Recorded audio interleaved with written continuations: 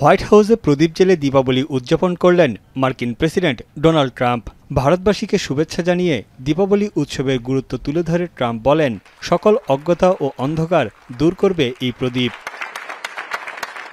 অনুষ্ঠানে হোয়াইট হাউসে উপস্থিত ছিলেন ট্রাম্প প্রশাসনের বেশ কয়েকজন ঊর্ধ্বতন কর্মকর্তা।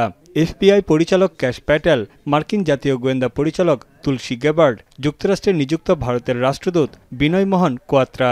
এছাড়া ভারতীয় আমেরিকান ব্যবসায়ী নেতাদের একটি প্রতিনিধি দলও উপস্থিত ছিল। এ সময় ট্রাম্প জানান, ভারতের প্রধানমন্ত্রী নরেন্দ্র মোদীর সঙ্গে ফোনে তার কথা হয়েছে। দুই দেশের বাণিজ্য এবং আঞ্চলিক শান্তি প্রতিষ্ঠা সহ একাধিক ইস্যুতে ইতিবাচক আলোচনা হয়েছে বলেও দাবি করেন মার্কিন president. Working on some great deals between our countries. I spoke to the Prime Minister Modi today, as I mentioned before, and we just have a very good relationship.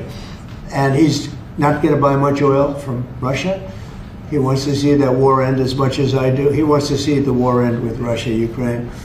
জবাবে ট্রাম্পকে ধন্যবাদ জানিয়ে প্রধানমন্ত্রী নরেন্দ্র মোদী বলেন, গণতন্ত্র রক্ষায় বিশ্বকে আশার আলোয় আলোকিত করবে ভারত ও যুক্তরাষ্ট্র।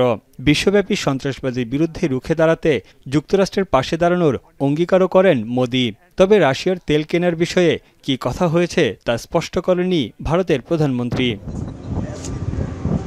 এর আগেও ট্রাম্প দাবি করেছিলেন, রুশ তেল কেনা বন্ধের প্রতিশ্রুতি দিয়েছে ভারত। যদিও ট্রাম্পের এমন দাবি প্রত্যাখ্যান করে নয়াদিল্লি জানায়, এ বিষয়ে মোদির সঙ্গে কোনো কথা হয়নি মার্কিন প্রেসিডেন্টের। ভারতীয় গ্রাহকদের স্বার্থ রক্ষা করে জ্বালানি তেল সরবরাহ অব্যাহত রাখতে চাই নয়াদিল্লি। এমনকি ভারত পাকিস্তান সংঘাত বন্ধে ট্রাম্পের কৃতিত্বের দাবিও অস্বীকার করেছে ভারত। সমুদ্রপথে রাশিয়ার অপরিশোধিত তেল রপ্তানির শীর্ষ দুই ক্রেতা ভারত ও চীন। এর জেরে 1 নভেম্বর থেকে চীনের উপর 155% শুল্ক আরোপের হুমকি দিয়েছেন ট্রাম্প। তবে চীনের সঙ্গে আলোচনা অব্যাহত রাখার ইঙ্গিতও দেন মার্কিন প্রেসিডেন্ট।